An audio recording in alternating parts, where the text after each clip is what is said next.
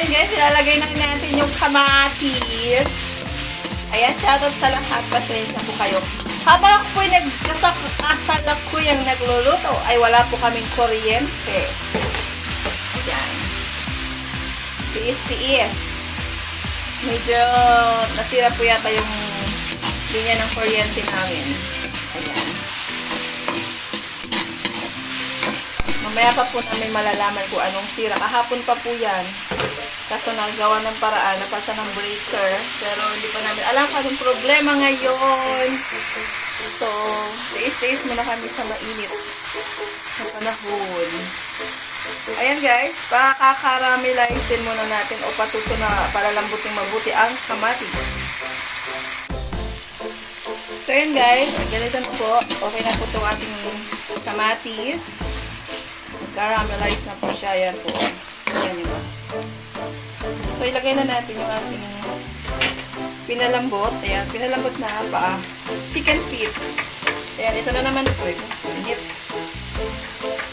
Ito na naman yung ating paboritong chicken feet guys. Ilagay na natin. Ayan. Napalambot ko na po yan. Mahilig po kami sa chicken feet. Ayan, isa sa mura. So, tipid-tipid. Mahal ang mga bilihin. So, ayan. Starting malupit na rin po itong ating ginagawa. Mahal po masyadong mga bilihin.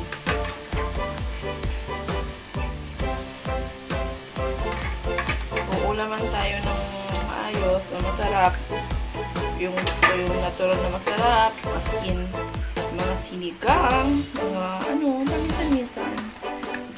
Pwede naman. Pero, mas pipiliin natin ang magtipid. Saka na tayo magpakasarap. Okay? Yan.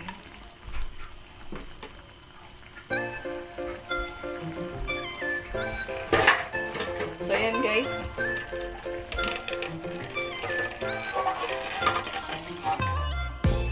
Yan. Okay. So, lutuin pa po natin at lalagyan pa po natin ng dahon. Yung dahon natin guys ay alugbati. Ayan, namiss ko na po yung alugbati. Kaya alugbati ang napili kong isahog ngayon. Kain mo tayong peras.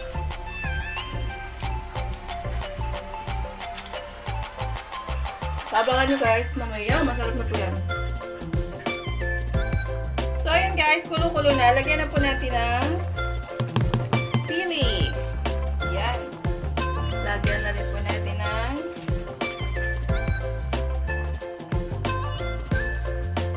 paminta. Huwag kakalimutan ng paminta.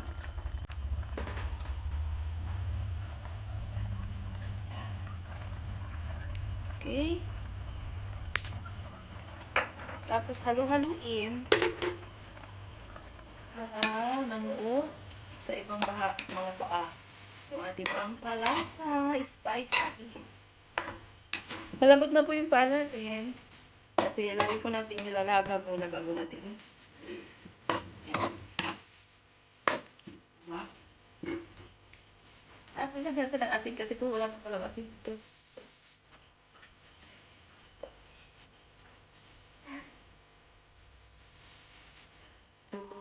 Okay. Tapos mamaya, tiglahan na, tiglahan ng kulang.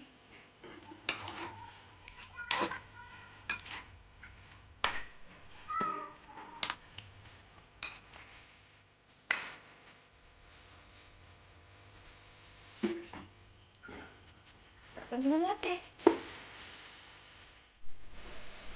So, yun guys. Ito nga. Yan. Dito pa rin tayo sa ating chicken feet. Okay, na ang alasa. Then may dadadag pa tayong ingredients. Pakaba ng buhay, gulay. Okra, guys.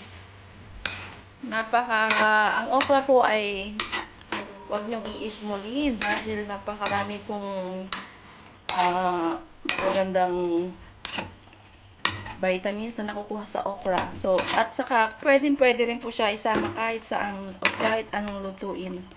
Ayan. Hindi lang po yan pang diningding or pang laswa or pang pakbet. Ayan. Or pang sinigang. Hindi lang po yan dyan. Ayan. Sama nyo rin po sa iba-iba yung mga... So, yun guys. Huwag natin masyadong kalamugin ng okra. Yan. Kasi mura naman yung okra. Hindi siya magulang. So, okay lang naman siya. Medyo siya crunchy lang. Tapos, next natin ilalagay yung ating dahon. Alugbati guys. Isa din po yan sa pinaka-favorite kong dahon.